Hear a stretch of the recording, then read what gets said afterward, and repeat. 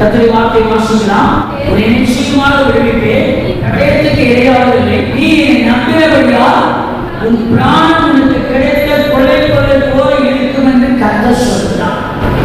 இந்த வாக்குத்தத்த வசனத்தின் கடைசி பகுதியை நான் உங்களுக்கு சொல்றேன். இந்த வாக்குத்தத்த வசனத்தின் கடைசி பகுதி, அதாவது நீ என்னை நம்பினபடினால் உன் பிராணம் உனக்கு கிடைத்த கொள்ளைப்பொருள் போல இருக்கும் என்று கர்த்தர் சொல்கிறார். அதுக்கு இணையான வசனங்களை நான் உங்களுக்கு நினைவுபடுத்தியிருக்கிறேன். சங்கீதம் 22வது அதிகாரம் 4வது வசனம் 5வது வசனம், இந்த 2 வசனத்திலும் 2 ஆசீர்வாதமான செய்தியை பாருங்க. முதல் 4வது வசனத்தில் என்ன பார்க்கிறோம்? எங்கள் பிதாக்கள் உங்களிடத்தில் நம்பிக்கை வைத்தார்கள், நம்பின அவர்களை நீர் விடுவித்தீர். இங்க வாசத்தில் 39:18 கடைசி பகுதியில நீ என்னை நம்பினபடினால் உன் பிராணன் உனக்கு கிடைத்த கொள்ளைப்பொருளை போல இருக்கும் என்று கர்த்தர் சொல்கிறார். பிராணன்னா என்னங்க? உயிர். சங்கீதக்காரர் சொல்கிறார், நான் சாவாமல் பிழைத்திருப்பது உங்களுடைய சுத்த கிருபையே. நான் மரணப்படத்தாக நடந்தாலும், நான் சரித்திரமான இடத்தில் நடந்தாலும், விழாதபடி, வலுவாதபடி, மறிக்காதபடி, சாகாதபடி என் தேவனே என்னை பாதுகாத்து. அதனால் சொல்றேன், நீ என்னை நம்பினபடினா, நம்பினபடினா சும்மா நம்புறது நம்பிக்கை இல்லை. அவர்தான் அவரைத்தான், அவரை தவிர எதையும் யாரையும் நம்புறது இல்லை அப்படிங்கிற பூர்ண நம்பிக்கைக்குள்ள எந்த ஒரு மனுஷன் வருகிறார்களோ அவர்களுக்கு தான் கர்த்தர் சொல்றாரு, உங்க உயிர் உங்களுக்கு கிடைக்க ராத்திரியா போய் கொள்ளையடிச்சுட்டு வந்து அந்த கொள்ளைப்பொருளை பார்த்த உடனே அப்படியே மகிழ்ச்சியா இருப்பான். வேற சொல்றாங்க. அதுபோல நீங்க உயிரோடு இருக்கிற இந்த சூழலை பார்த்து நீங்கள் நான் மகிழ்ச்சியா இருக்கணும். மகிழ்ச்சி நீ நம்பினபடினால் ஒரு பிராணன், ஒரு உயிர் உனக்கு கிடைத்த கொள்ளைப்பொருளை போல இருக்கும். கொள்ளை நோய் கொள்ளை வரும்போது அந்த நேரத்துல நம்ம உயிரை கொள்ளையாடுறது போல நாம வச்சிருக்கிறோம். நமக்கு கத்து வச்சிருக்கோம். சத்தமா காரணம் காட்டி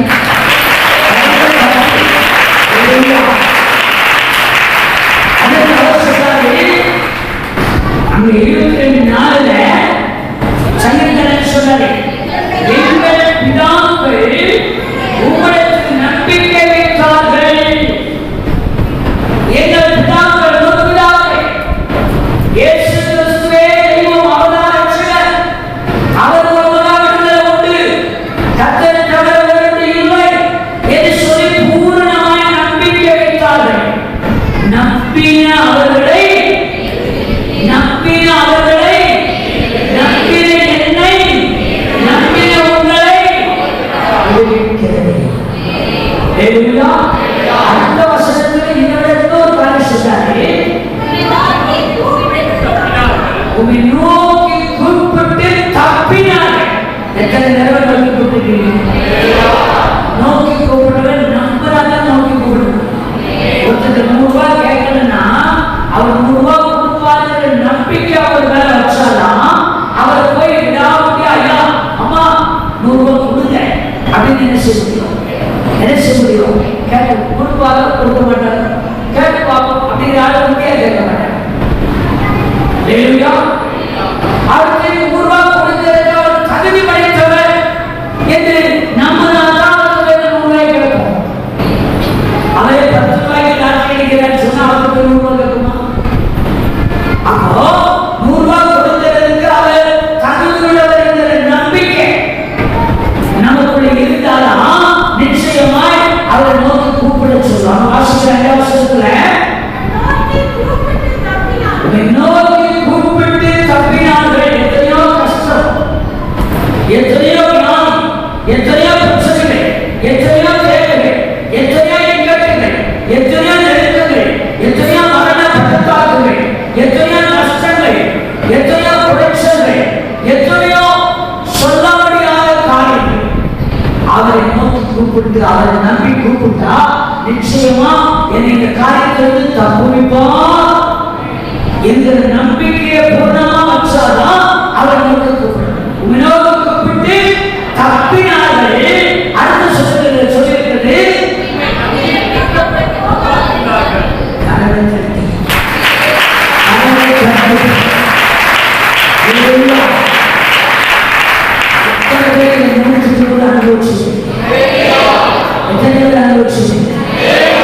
நம்பி வெட்கப்பட்டு போகாதிருந்தார்கள். நீங்க சொல்ல முடியும். நம்பி வெட்கப்பட்டு போகாதபடி பாதுகாத்தது.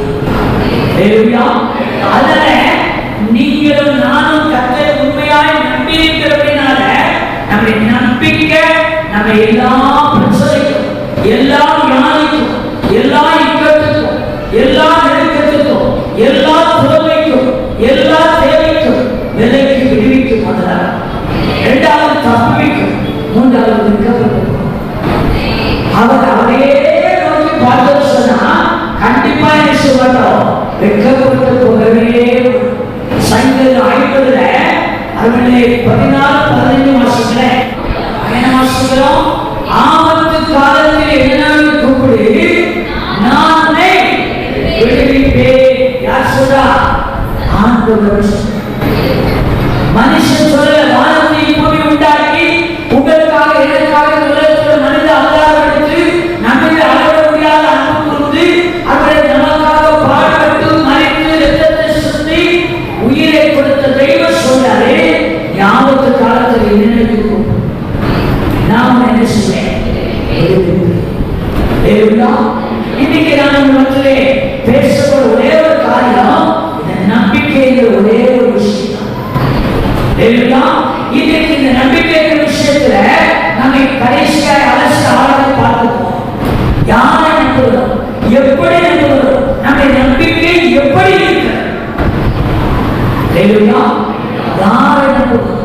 சில நேரம் சின்ன சின்ன காரியத்துக்கு ஜெபம், சின்ன சின்ன காரியத்துக்கு, பெரிய காரியத்துக்கு பெரிய ஆட்கள், யாராவது பெரிய பணக்காரங்க, பெரிய அதிகாரம் எடுத்தவங்க, பெரிய ஆட்சியாளர்கள், பெரிய அரசியல்வாதிகள், பெரிய பெரிய பெரிய சில ஆட்களை நம்பிக்கை வச்சு அப்படி இல்லாமல் சின்னதும் பெரிய எல்லாரும் நம்பிக்கை வைக்கக்கூடிய, நம்பிக்கையை நம்புகிறோம் அல்லது நம்பிக்கையை பார்க்கிறோம் யாருன்னு சொன்னால் நீங்கள் நான் ஆராதிக்கிறவரோ நம்பிக்கையுடைய சிலைகளே அல்லது திருமணம் என்று சொல்லி அழைக்கிற தேவனமாக இருக்கிற அவர் மாத்திரம். நம்பிக்கை வேறு பாஷை விசுவாசம். எபிரேயர் 14 1வது வசனத்தில் வாசிக்கிறோம்.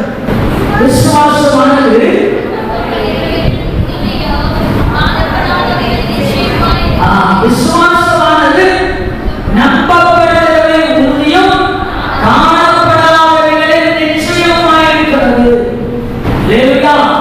காண்கிறது நம்புகிறது நம்பிக்கை, காணாதது நம்புகிறது.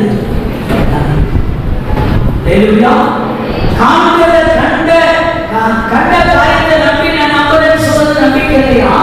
காணாதது நம்புகிறது நம்பிக்கை. விசுவாசமானது நம்பப்படுகிற உறுதியும் காணப்படாதவர்களே நிச்சயமாய் இருக்கு. அதனால இந்த காரியத்தை முதலாக அறிந்து கொள்ளும். அடுத்தபடி இந்த முழு வேதாகமத்துல நடுநாயகமான ஒரு வசனம் இருக்கு. அநேக காரியங்கள் அட்டையிலிருந்து அட்டை வரைக்கும் நிறைய சொல்லப்பட்டது. ஆனாலும் ஒரு ஒரு உருண்டைக்கு ஒரு பொருளுக்கு ஒரு மையப்படி இருக்கிற மாதிரி முழு வேதாகமத்துக்கு ஒரு மையப்படி இருக்குது. அதுதான் சங்கீதம் 118 அதனுடைய 9வது வசனம். பிரபுக்கள், பெரிய பிரபுக்கள் என்று சொல்லி எல்லாத்திலும் பெரிய ஆட்கள், அவங்க பலசாலி, பராக்கிரமசாலி, பெரிய நம்பர் பணக்காரர்கள், அதனுடைய படைவர்கள் மிகுந்தவர்கள், அதிகாரம் மிகுந்தவர்கள், இது பல காலத்துல பிரபுக்களாக இருக்கிறார்கள். அவர்கள் இருந்தால் போதுங்கிற அந்த நம்பிக்கையை காட்டிலும் ஆண்டவராக தேவன் பேரில் பூரண நம்பிக்கை. அதைத்தான் அந்த எபிரேயர் 11 வாசிக்கிறோம். நம்பப்படுகிறவர்களே உறுதி, காணப்படாதவர்களே நிச்சயம். நம்புறீங்க, அதில் ஒரு உறுதியும் நிச்சயம் உங்களுடைய இருக்கிறதா என்று பார்க்கப்படுதான்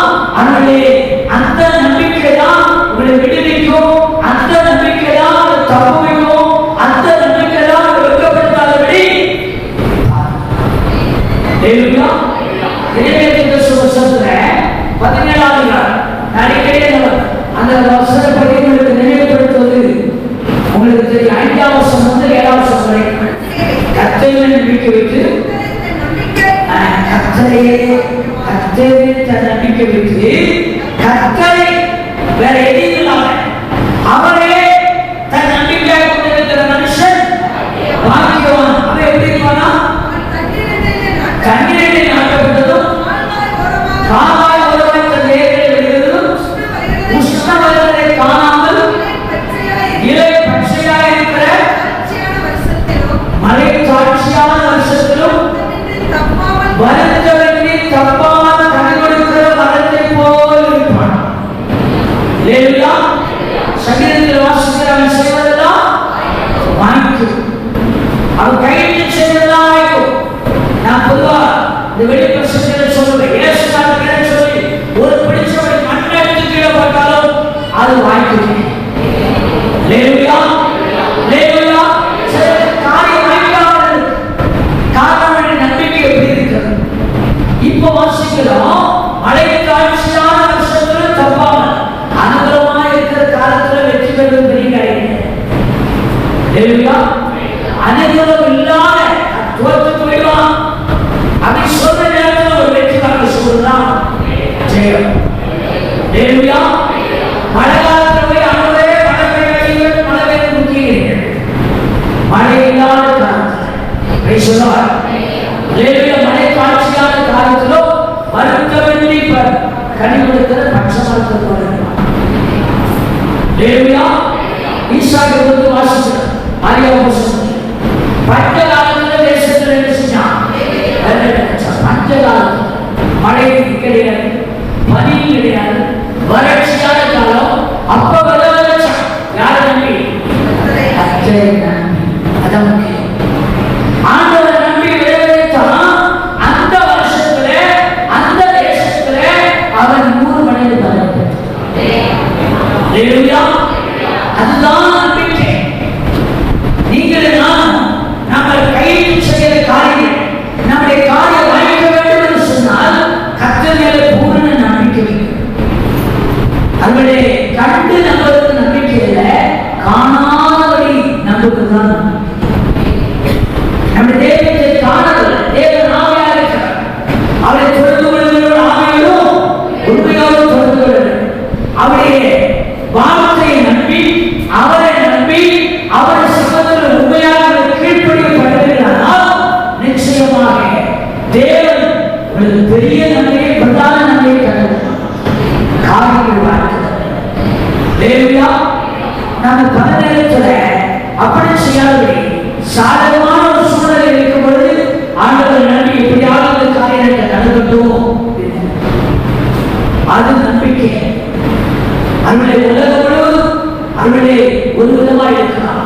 நீங்கள் நான் தேவனை நம்பி இருக்கிற ஜனம் வேறு விதமாக நடக்க நம்முடைய தேவன் வர வேண்டும். சொல்றேன், அந்த காலத்தை பார்க்கிற பரிணாமத்தில் கர்த்தரில் நம்பிக்கை வைத்து கர்த்தரையே தன் நம்பிக்கையாக கொண்டிருக்கிற மனுஷன். யோபு புத்தகத்துல 13 சொன்னேன். யோபு 13:15 என்ன சொல்றாங்க? அவரை கொண்டு போட்டால் சில காலத்துக்கு ஜோம் பண்ணிட்டு இருப்போம். சில காலத்துக்கு என்ன செய்வோம்? ஜோம் பண்ணிட்டு ஒருவேளை வியாதிக்காக ஜோம் பண்ணலாம், வறுமைக்காக ஜோம் பண்ணலாம், சில பிரச்சனைக்காக ஜோம் பண்ணலாம்.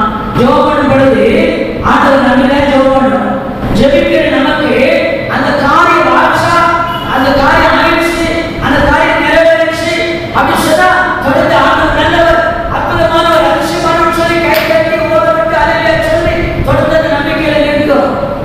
அந்த நம்பிக்கையோட யோபு என்ன சொல்றாரு தெரியுமா? நான் செத்தாலும் ஆண்டவர் கொன்னாலும் நான் யாரும் நம்பிக்கை எப்படி நமக்கு இருக்குதா? நான் ஜோம் பண்றேன், இந்த காரியம் வாட்சாலும் வாய்க்காட்டாலும் ஆண்டவர் தான் நம்ம இருக்குன்னு சொல்றேன். நான் யாருக்காக ஜோம் பண்றேன், இந்த வியாதி சுகமானாலும் சுகமாகாட்டாலும் இது ஆண்டவர் தான். எத்தனை பேர் நம்புவோம்?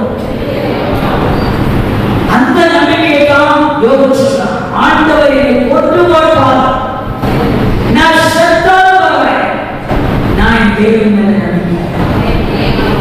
19:25 அதை ஒரு ஃபெய்த் ஸ்டேட்மெண்டாக நம்பிக்கையின் அறிக்கையாக சொன்னார். என் மீட்பர் உயிரோடு இருக்கிறார் என்றும் அவர் கடைசி நாள் பூமியில் வந்து நிற்பார் என்றும் நான் அறிந்திருக்கிறேன். அதான் நாலேஜ். ஆண்டவரை நம்ப வேண்டும் என்று சொன்னால் நிச்சயமாய் ஆண்டவரின் சிறையை மாற்றுவார், என் வியாதியை மாற்றுவார், என் பிள்ளையை மாற்றுவார், என் காரியத்தை மாற்றுவார். இந்த மாதமே ஒரு இடத்துல மாற்றுவார் நினைக்கிறேன். நம்முடைய நம்பிக்கை யாரில் இருக்கணும்? கர்த்தரை வார்த்தை மேல இருந்து நீங்க இருக்கிற இடத்துல உண்மையாக கர்த்தரை நம்பிக்கை வச்சு கர்த்தரை ஆராதித்து கர்த்தரை ஒப்பு கொடுத்து கர்த்தரை காரியத்தை வாய்க்கப்படினால் வாய்க்கப்படாட்டால் நான் என் குடும்பம், நான் என் பிள்ளைகள், நான் என் தொழில், நான் என் வேலை எல்லாமே யாருக்கு? அவர் எப்படி நடத்த சுத்தமாக இருப்பாரோ அவர் பலன் அப்படின்னு கேட்டீங்கன்னா அவர் ஒரு நாள் ஒரு வருஷத்துக்கு ஒரு காலம் தீமை செய்யாத ஒரு நன்மை செய்தால் உலகத்துக்கு அவர் இறங்கி வந்தார். உங்க வாழ்க்கையில, உங்க புருஷ வாழ்க்கையில, உங்க பிள்ளைகள் வாழ்க்கையில, உங்க மனைவி வாழ்க்கையில, உங்களுடைய படிப்புல, வேலையில, தொழில எல்லாத்திலும் சகல நன்மையும் அவர்களுக்கு வாய்க்கப்பட்டதுல வல்லவே ஒரே ஒரு தெய்வம் நம்ம ஆராதிக்கிற ஆண்டவராகிய நன்மை. யாக்கோபு 1:12 வாசிக்கிறோம். நன்மையான எதையும் பூரணமான எந்த வரவும் பரத்திலும் உண்டாகி தேவனிடத்தில் நேசித்து ஜோதியின் பிதாவிடத்தில் இறங்கி வருது. அவரிடத்துல யாவது மாறுதலும் வேற்றுமையும் நிழலும் இருப்பார். ஹல்லேலூயா. அந்த கர்த்தரை வார்த்தை உறுதியாக நம்பி அதன்படியே அர்ப்பணித்து யோபு சொல்வது போல ஒத்து வருவாலும் சொன்ன எப்படி பாஸ்டர் அப்படி சொல்ல முடியும்? நான் செத்தாலும் அவரை நம்பிக்கையா இருப்பேன். அந்த நம்பிக்கைக்கு பேர் தான் என்ன நம்பிக்கை? ஜீவ நம்பிக்கை. ஹல்லேலூயா. யோபு 14 சொன்னார். 19 அறிக்கை பண்ணார். கடைசியில 2 அதிகாரத்துக்கு படிச்சு பார்த்தீங்கன்னா அவர் சொன்னபடி செத்து போனாரா? என்னாச்சு?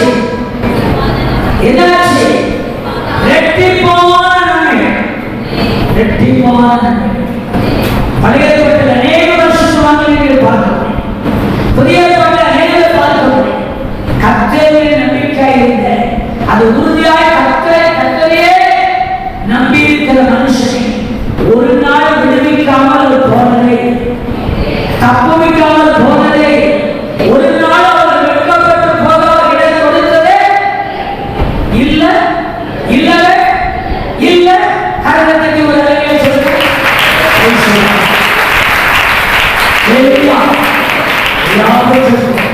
அவர்கள் மாத்திர பூர்ண நம்பிக்கை. 1 தெசலோனிக்கேயர் 2வது அதிகாரம் 19 தேவனுடைய சன்னிதானத்திலே அவரின் நம்பிக்கையும் கிரீடமுமாய் இருக்கிறவர் யாருன்னு சொன்னால் நீங்கள் தான். அதனால உயிருள்ள ஜீவனுள்ள நம்பிக்கை எனக்குள்ள உங்களுக்குள்ள இருக்கிறதா என்று சொல்லிக்கொள்ள அவசியம் இருப்பார். அப்படி இருக்குமானால் அவர்கள் அப்படிப்பட்ட நம்பிக்கை வைத்திருக்குமானால் உங்கள் பிராணங்கள் கிடைத்த கொலைப்பொருள் போது பிராணன் சொன்னால் உயிர். இந்த உயிர் மாத்திரமல்ல, இந்த உயிர் வாழ இந்த உலகத்தில் உங்களுக்கு என்னென்னலாம் தேவையோ அத்தனையும் உங்களுக்கு கொலைப்பொருளாக அடுத்து நித்திய ஜீவனாக என்றையும் அவரோடு இருக்கப்பட்ட இந்த உலகத்தை கடந்து போகிற ஒரு நாள் கடந்து போகிறோம். கடந்து போய் பாவ மன்னிப்பு பெற்ற நீங்கள் நானும் நித்திய ஜீவனாக என்றைக்கும் அவர்களை நித்திய ஜீவன் நாமத்தில் எட்டாவது சொல்லப்படுது. நித்தியமாக அவரோடு வாழ போவதாக உயிர் வாழ போறவே அதுவும் கொள்ளை போறது. இதுக்கு நீங்கள் நானும் ஏதோ நம்ம உயிர் மாற்றம் சொல்லி இருக்க கூடாது. இந்த உயிருக்கு உண்டான எல்லாவற்றையும் உயிர் வாழ என்னென்னலாம் தேவை அதை பற்றி 6:33 சொல்லுங்க. உலகத்தை ராட்சசத்தை நீதி கேளுங்கள், அப்பொழுது எல்லாம் நஷ்டப்படும் கூட கொடுக்கப்படும். லோகத்தில் 8வது அதிகாரம் 20வது வருஷம். அது ஏனென்றால் சிருஷ்டியானது எந்த அடிமைத்தனம்?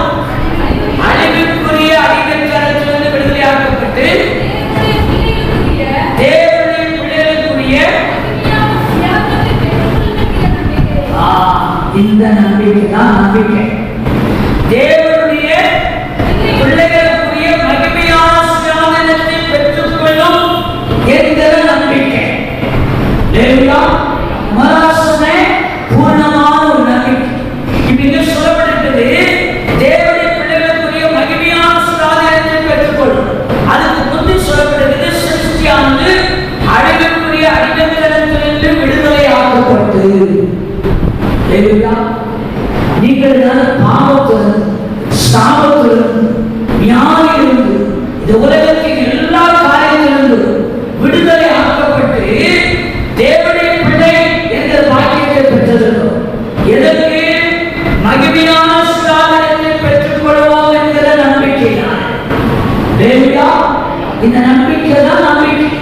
நம்ம நினைக்கிறது சொன்னா இந்த உலக ஆசீர்வாதத்துக்காக, சோத்துக்காக, உடைக்காக, இடத்துக்காக, வேலைக்காக, தொழிலுக்காக, இன்னும் இந்த உலகத்தில் பேர் பெற்று வாழ்வதற்காக ஆண்டவரை நம்புவது நம்பிக்கை அல்ல.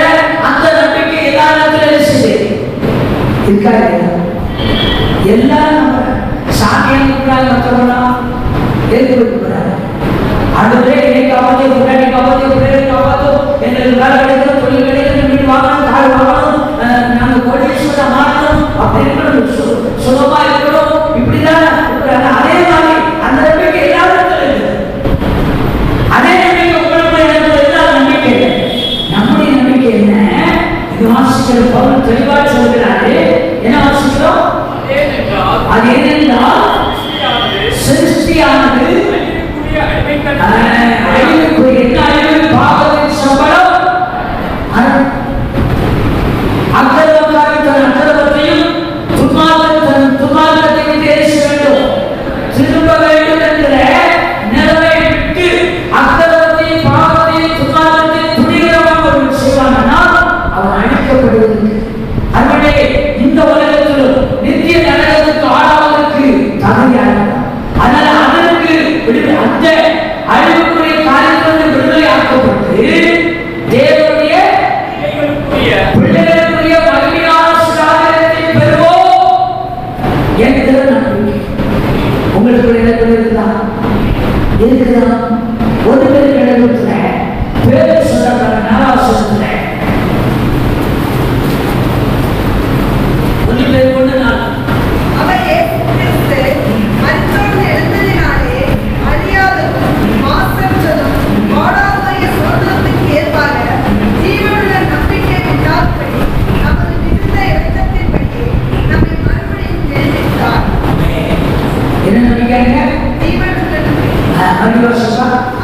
அவர் இயேசு கிறிஸ்து மரித்தோரிலிருந்து எழுந்ததினாலே அழியாததும் மாசற்றதும் வாடாததும் ஆகிய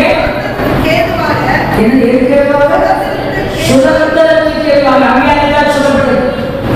தேவன் பிள்ளைகளுக்குரிய மகிமையான சுதந்திரத்தை பெறுவோம் என்கிற நம்பிக்கை. இங்கே அதை வாசிக்கிறோம். மறுபடியும் வாசிப்போம். அவர் மரித்தோரிலிருந்து எழுந்ததினாலே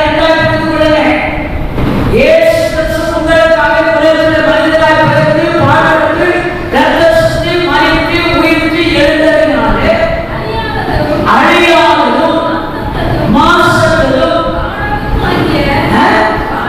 வாடாததுமாகிய இதுக்கேதுவாக நாம் தேவனை பிள்ளைகளானா தேவனுக்கு சுதந்திரமாய் மாறும். இது உலகத்தில் சுதந்திரம் முக்கியம். நாம் தேவனை சுதந்திரத்தை பெறுவதற்கே அவரை ஏற்றுக்கொண்டு அவரை பிள்ளைகளாகும். யோவான் 1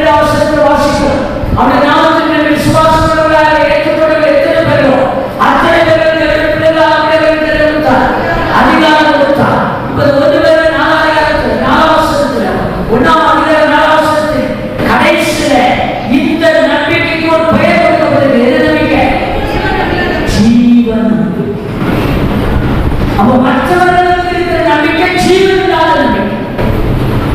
ஹல்லேலூயா. எல்லாரும் நம்புறாங்க. சில வீட்டுல பாத்தீங்கன்னா நம்ம சொல்ற மாதிரி எல்லா கடவுள் பழமும் எல்லா போட்டோவை ஏசுதானவர்கள் செய்வோம். அப்ப சொல்றாங்க நாங்க எல்லாரும் நம்மளை ஏசுதானே நம்புறோம். அது நம்பிக்கை. ஹல்லேலூயா. அது நம்பிக்கை. இங்க பார்க்கிறோம் நமக்காக பாடுபட்டு மரித்து ரத்த சிந்தி அடக்கமானப்பட்ட உயிருக்கு அங்க ஒரு ஸ்தலத்தை ஆயத்தம் பண்ணி திரும்ப வந்து அந்த மகிமையின் சுதந்திரத்தை சுதந்திரிக்கும்படியாக இந்த உலகத்துக்கு வரப்போறாரே அவரை நம்புகிற நம்பிக்கை அல்ல, ஜீவ நம்பிக்கை. ஹல்லேலூயா. இந்த நம்பிக்கை உங்களுக்குள்ள இருக்கிறதா? அந்த ரோமர் 8 24 வசனத்துல நான் சொன்ன வார்த்தை சொல்றது பார்க்க முடியும். நாம் கண்ணுல காண்றத நமக்கு நம்பிக்கை இல்லை. பகவத்தை காணல, இயேசு மரணத்தை காணல, அண்ணனை பரிசுத்தத்தை காணல, எதையும் காணல. ஆனால் காணாத நம்புகிறது நான் இன்னும் சொல்றே நாங்கள் எங்கள் மேல் அப்படின்னா தெரியுமா? என்ன அதாவது என்னுடைய புத்தியில, ஞானத்துல, அறிவில, திறமையில, பணத்துல, படையில, சில சொல்லுவாங்க அதாவது சில மாம்சமாக நினைச்சுவார்களா, புயபலமாக்கிக் கொள்வார்கள். மனுஷன் மேல் நம்பிக்கை வைத்து மாம்சமாக புயபலமாக்கிக் கொள்வார்கள். அவர்கள் சபிக்கப்பட்டவர்கள் சொல்லி எழுதியாச்சுகிறார். அதைத்தான் இங்கே கொள்கைக்கிடத்தில் பவுல் சொல்வது நாங்கள் எங்கள் மேல் சொன்னா சிலர் பார்த்தீங்கன்னா நான் மட்டும் இல்லைன்னா அந்த குடும்பம் என்ன இருக்கும் சொல்ல மாட்டேங்க. வீட்டில் சொல்றீங்க, நீங்க சொல்ல மாட்டேங்க. நான் மட்டும் இல்லைன்னா கொண்டாடி பிள்ளைலாம் என்ன இருக்கும்? நான் மட்டும் இல்லைன்னா அது எதிர்ப்பு சொல்றோம். அந்த அந்த காலத்துல சில நிறைய தேவனுடைய பிள்ளைகளாக நாமே சொல்றோம். என்னாலதான் அந்த நம்பிக்கையை தான் சொல்லப்படுகிறது. நாங்கள் எங்களை இராமல் மரித்தோரை எழுப்புகிற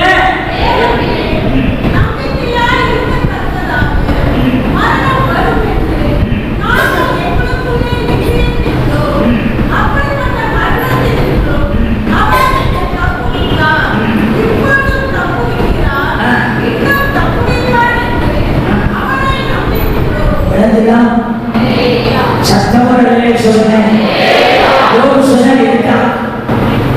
ஆண்டவரை கொண்டு போட்டாலும் கொண்டு போட்டாரா கொள்ள நம்பிக்கை செய்யாது சொல்ல மாட்டேங்கிறீங்க. யோபுக்கு வந்த கொள்ள மாதிரி ஒருத்தருக்கு வரல. திடீர்ப்பு கொரோனா திடீர் வாழ்ந்து கொஞ்ச நாள் இருந்து ஆளை கொண்டு போயிருக்கு. ஆனா யோபு வாழ்க்கையில அவன் நான் சொல்றேன் செய்யல. அப்படி ஒரு கொடூரமான வியாதி யாருக்கும் வந்தது. ஆனா அந்த இடத்துல யோபு சொல்ல இதுல ஆண்டவரை கொண்டு வந்தாலும் நான் அவரை மறந்துக்க மாட்டேன். யோபு புத்தகத்தை படிச்சு மாட்டேன். வாயினால செய்யல பாவசி உதவினால செய்யல முருகருக்கு புறமுருக வேறோடு சொல்ல அவர் மனைவியோட சொன்னான். இன்னமா ஆண்டவர் ஆண்டவர் ஆண்டவர் சொல்லி நம்பிட்டு இருக்க எல்லாமே போயிடுச்சு. நீ உடனே தெருவில் உட்கார்ந்து சொல்லணும். என்ன ஆண்டவர் ஆண்டவர் சொல்ற நீ என்ன செய். நீ நிறைய அம்மா மாதிரியா ஐயா மாதிரியா சில பெற்றோர்கள் பெரியவர்கள் சில பிள்ளைகள் பெரியவர்கள் பார்த்து பிள்ளைகள் பார்த்து மனைவியை பார்த்து சொல்றேன். ஏப்பா உன்னால எவ்வளவு பிரச்சனை என்ன அதனால லாபம்? எங்கேயா போய் தண்ணியில கிடத்துல செய்தியா பசுமையா உடம்புலையா ஆடலையா போய் என்ன செய். செத்து போன எத்தனை பேர் சொன்னார்? நிறைய கிறிஸ்தவர்கள் சொன்னார். அந்த மாதிரி அவர் சொன்னார். அந்த அதுவும் இவ்வளவு அருமையா சொன்னா அந்த தேவனை தூசிட்டு மண்ணில் விட்டு நினைச்சு செத்து போவாங்க. அப்போ அப்படின்னு சொன்னாரா? அட பைத்தியக்காரி அப்படின்னு சொன்னாரா? பைத்தியக்காரன்னு சொல்லல, முட்டாளன்னு சொன்ன. என்ன சொன்னாரு?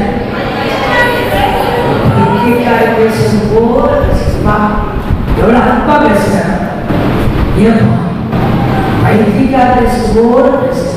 இந்த கடவுள் ஆண்டவரை எவ்வளவு நன்மை ஆரம்பிச்சோம்.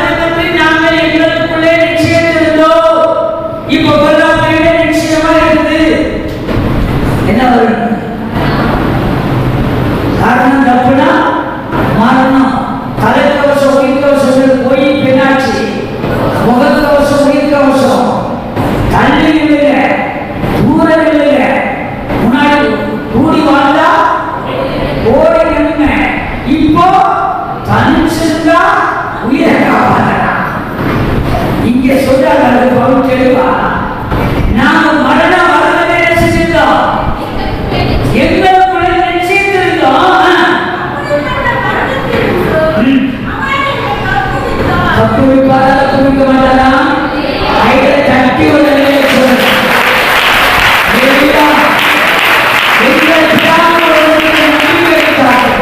நம்பிக்கை வைத்து அவர்களை நினைச்சு விடுவித்து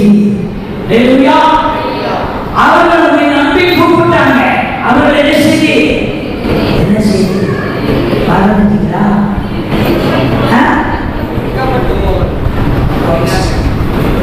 22 படிச்சு பாருங்க. என்ன செஞ்சாங்க? தப்புனாங்க. மரணம் வருவது நாம் நிச்சயத்திலும், ஆனாலும் அப்படிப்பட்ட மரணத்திலிருந்து அவர் எங்களை தப்புவித்தார். முடிஞ்சுன்னு சொல்லலாம். அதோட இலவசங்க அவர் தப்புவித்தார், தப்புவிக்கிறார், இன்னும் தப்புவிப்பார். அல்லேலூயா. ஆண்டவராகிய இயேசு கிறிஸ்து நேற்றும் இன்றும் என்றும் மாறாதவராய் இருக்கிறார். மரணம் வருவது நிச்சயத்தில் இருக்கிறோம். உலகம் ரெண்டை போடுவது நம்மளோட ஆமணி விஷயம் புரியல இல்லையா? அவங்களுக்கு பத்தி ஆமான்னு சொல்றோம். ஆனாலும் அப்படிப்பட்ட மரணத்தில் நின்று அவர் என்னை தப்புவித்தார், தப்புவித்தார், தப்புவிக்கிறார், தப்புவிப்பார். சத்தமோடு தப்புவிப்பார், தப்புவிக்கிறார், தப்புவிப்பார். இந்த வசனத்தை எத்தனை வாசித்து தியானிச்சுங்களோ எனக்கு தெரியாது. இந்த நாட்களை கற்றுக்கொள்வதற்காக வாக்குத்தத்தமாய் கொடுத்திருக்கிற வார்த்தை உன் உயிர், உன் மனைவி உயிர், பிள்ளைகள் உயிர், பெற்றோர் உயிர், அதனாலே நீங்க உங்களுடைய கர்த்தரை நம்புகிற உயிர் உங்களுக்கு கிடைக்க கொள்ளை கொள்ளை போல் ஆகும் என்று கர்த்தர் சொல்கிறார். அல்லேலூயா, அல்லேலூயா. தேவனால் எனக்கு அருளப்படுகிற ஆதலினாலே எந்த உபத்திரத்தில் ஆகிலும் அகப்படுவதற்கு நாங்கள் ஆதல் செய்த பிராணிகளோடு ஆகும்படி எங்களுக்கு வரும் சகல உபத்திரவங்களையும் அவரே எங்களுக்கு ஆதல் செய்தவர். யாருக்கு தெரியுமா? இது சொல்லிட்டாக்கள் வராது, கர்த்தரை நம்புகிறவர். அல்லேலூயா. சொன்னால் மகிமையான நம்பிக்கை உள்ளவர். 1 Corinthians 1:19 சாப்பாடு வேணும், நல்ல துணி வேணும், வீடு வேணும், எப்படி படிப்பு வேணும், வேலை வேணும், வியாதியாக இருக்கணும், சுகமாக இருக்கணும், 4 வருடத்துல காலை தூக்கிட்டு செய்யணும், நமக்கு நிற்கணும், நாங்க இந்த ஊர்ல ஒரு பெரிய ஆளா ஓஹோ இருக்கணும் அப்படிங்கிறாங்க.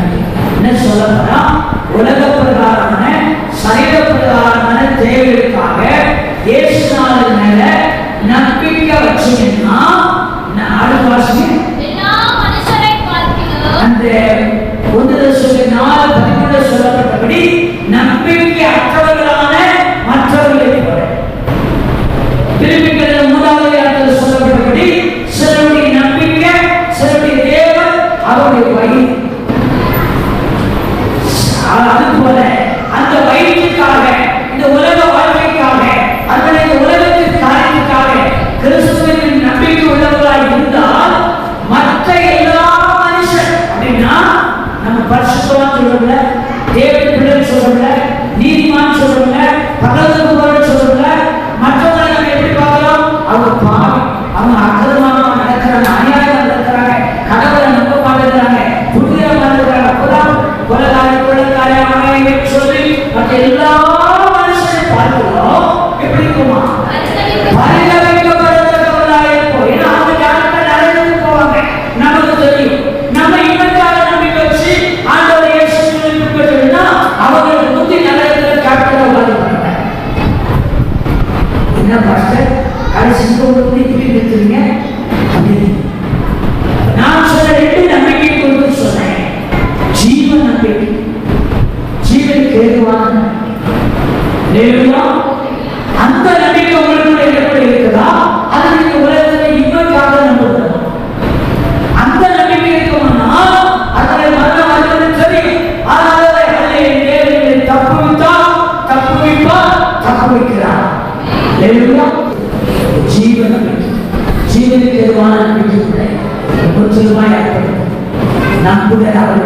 தப்புவிக்கிறதே.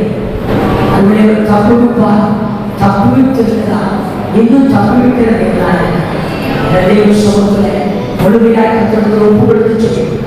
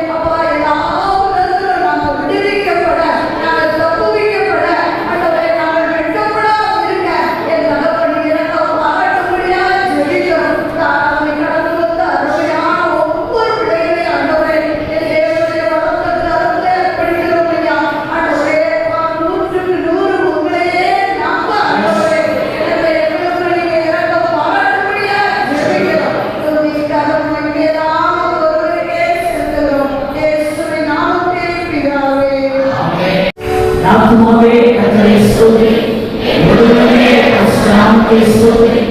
ஆத்துமாவே கர்த்தரை ஸ்தோத்திரி, கர்த்தர் செய்த சகல உபகாரங்களையும் மறவாதே.